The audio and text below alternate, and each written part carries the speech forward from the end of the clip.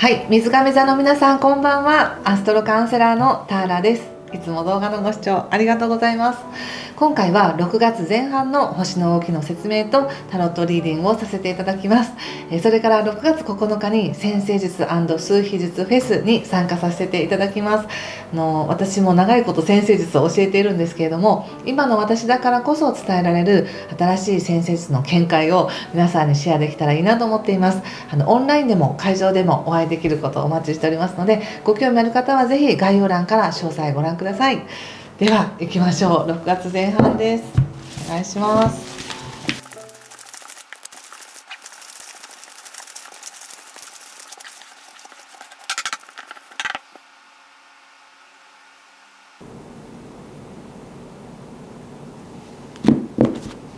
はい、じゃあ一緒に見ていきましょう。ソード10、節制、ペンタクルス10逆、カップ7、スター、ワンドそうだとペンタクルスの5の逆ですね。そしてワンド6、ソードの6、そしてソードページ、オラクルはカップの5ですね。なかなかこうアップアンドダウンが激しいような感じがしますが、ちょっと先に星の話をさせていただきたいんですけども、もうね6月に入ったらもう今年後半始まりますよね。もうこの後半というのは本当に水亀座の皆さんは生き生きと自分を表現できるかどうか、どこまで自分を認めて自分を許して楽しませることができるかどうかっていうのがものすごい開運につながるわけですけれども、5月ちょっとしんどかったのかなって感じも出ていますが、だけどね大丈夫なんです。しんどい思いをしたらした分喜びを感じられる自分になってるわけです。なので準備はできたという感じかもしれませんよね。そして6月の3日以降ね、水星も双子座に入ってくるということですごく思考が緩やかになったり、もっとこんな可能性もあるし、こんなこともできるかもしれないしということで、企画とかそういう予定を立てたりとか、解決策を見つけたりとか、またどのように表現しようかみたいにすごく頭が回るいい時だと思いますね。でこの頭が回るっていうのは情報をうまく使いこなせるとも言えますので、そこで凝り固まってるというよりは、何かが流れていく、流していけるみたいな思考になると思っておいてください。でこれは例えばですけど、自己否定が強くてもうダメだと思っていた方ができるかもっていう風に流れていくっていうこともありなんですね。で頭がそうなるとあとは早いです結構。なのでそういう風にもう6月3日以降になってくるなっていうのもあれば、また6月の6日は新月なんですけども、この新月も本当に私は優しいエネルギーだなっていうふうに感じていて、6月6日の新月自体が自分が抱えている凝り固まった固定概念をちょっとだけでも許して、自分の喜びを入れていってねとか、自分に何を許可するみたいな、そういう優しいエネルギーとして流れてきてる感じがするんですけども、それを水亀座の皆さんはものすごく活かせるんですね。まさにっていう感じで、自分のどの部分を許可するか、もう全て許可してほしいって感じがあるんですけども、それによってすごく開かれる扉が変わってくるし、現実も違って見えてくるので、いいきっかけになると思うんです。なので6月6日もしくは新月起こるのが夜の9時38分なので6月7日でもいいので、そのあたりでですね、自分に何を与えてあげたいかなっていうふうに思ってみてほしいんです。これ何でもいいです。喜びです。愛情も喜びも、楽しいこと、レジャー、もしくはこんなことに挑戦してみたかった、ちょっとだけ自分をいつもより表現してみようとか、もうそんな感じです。もうどんなことでもいいです。自分のために何か一つ自分を喜ばせてあげるっていうふうに決めてやってみると、それがとってもいいことになります。いいことになるってすごく抽象的ですけれども、軽やかに進んでいけるようになるって感じなんですね。それを許すだけで。そしてこれは大きなテーマとしてね、今年は本当に水亀座の皆さん、自己改革を促されてますっていうだけじゃないですか。なので苦しい中で自己改革とかももちろんあるんですけど、ちょっと新しい自分を発見してみようかみたいな、自分にこれを許可したらどうなるんだろう自分はっていうところで面白い動きがあるなと思ったんです。でそれを踏まえた上でのカードなんですけれども、やっぱり入り口がソードの10ということなので、相当疲れているか、もしくは相当傷ついているか、体が念を上げているかっていう感じですね。でもこれはそこまでして何かを頑張れた人っていうのは本当に素晴らしい未来が待っているっていうふうに思うんですよね。その体がついていかないみたいなのもあるかもしれないし、思い切ってやってみたら想像以上に傷つきましたってこともあるかもしれないんですけど、でもそれに対して宇宙はものすごく応援してくれています。いいよみたいないいよいいよみたいな、一時的なその苦しみや辛さっていうものは、それがあるからこそ人生っていうのは豊かになっていくみたいな、一つの旅の途中って感じがしてて、ようやくなんだろうな、こう橋がかかる、今の自分とその自分が進んでいきたい道に対してのちょうど橋がかかってる証拠だよって感じがしたので、もうその感じで言ってくれって感じです本当に。でなのでね、今ちょっと大変ですっていう方も必ず開けてきます、これは。そしてもしかして何かが過剰だったかもなっていうふうに思う方は、少しそこはね調整できますよね、ご自身で。例えばお金使いすぎたなと思う方は、じゃあお金は少し置いといて別のところでできる範囲で自分を許可しようっていうふうにもできますし、忙しすぎたなっていう方はここまで忙しかったからこそちょっと抑えようっていうふうにもできますし、何も自分を犠牲にして何かを頑張らなきゃいけないっていうわけではなく、今の自分だからこそ生み出せるものを生み出していいんだよっていう感じがするんです。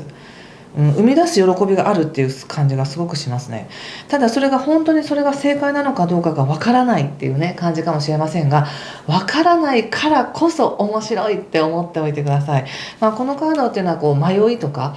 いろんな意味もあったりしますが、今の水亀座さんにとってはこれはすごく私はプラスに活かせると思うんですね。なぜならば企画するとか生み出すとか表現するとか、そういうのがすごくいい時だからこそ、こうやってどんどんねイマジネーションを働かせて可能性を見ていってくださいと。想像できるものっていうのは実際には現実化する可能性全部あるじゃないですか。その中から選んでいけばいいわけだからっていう形で、何も現実的にうまくいきそうなことだけを想像するわけじゃなくて、今は自分の中からあらゆる可能性を芽吹かせてほしいっていう感じです。でそうしてるうちにやっぱりこれだみたいなものが見つかるよっていうふうに言われてるんですね。なのでとっても楽しい感じがします。これは6月前半楽しいと思いますよ。どんなワクワク感とかまさかみたいなそういう理想のねものが出てくるかわからないですけど、何か出てくると思います。で人ってそういうわーって広がる感覚があったら急にまた現実に戻って落ちるみたいなのもあったりするんですけど、わーって広がった後に急に現実的になって、それをするにはこんなにお金がかかるとか、いやそれをするには自分はまだまだダメだみたいな、急にその可能性を自分で打ち消そうとする感じがあるんですけれども、分からないからこそ楽しいわけです。確定してないからこそ楽しいっていうことを、忘れないでほしいなと思いました。っていうのは、一瞬にして可能性は出るけど一瞬にして可能性はなくなるかもしれないし、可能性は無限なんだっていう感じがするんですね。そして今の自分の思考で考えたらこういう道筋じゃないとできないって思ってるかもしれないけど、もっと自由にそれは形作られるかもしれないし、もっと面白い方法で進んでいくかもしれないよっていう形なので、この一回決めたこの道がまっすぐだとかね、こうやっていくんだっていう想定の物語通りじゃなくてもいいっていうふうに覚えておいてください。とてもね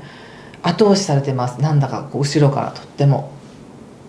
なのでもし皆さんが今すごい、いや実は私こんなことやってみたかったんですみたいなのがあったとしたら、ぜひそれを膨らませてほしいんですね。でそれが急に現実的に考えて、いやこれは無理だとかあれ無理だとか思ったとしても、どこかからそれに対してのなんか助け舟が来るとか、それでいいんだよって背中を押してくれる優しいなんか情報が入ってくるとか、声を聞くとかっていうことで、やっぱりそっちでいいんだっていうふうになっていきそうな気がするんですね。で物事の達成って何かこれで達成終わりってわけじゃないですよね。それも一つの道の途中であったりするので、どこまで進むかはわからないですけれども、とにかく今すごく言われているのは、今まで自分が経験してきたこと、自分を表現してきたこと、やろうと思ったこと、自分にさせてあげたこと、全部が豊かで素晴らしいことだから、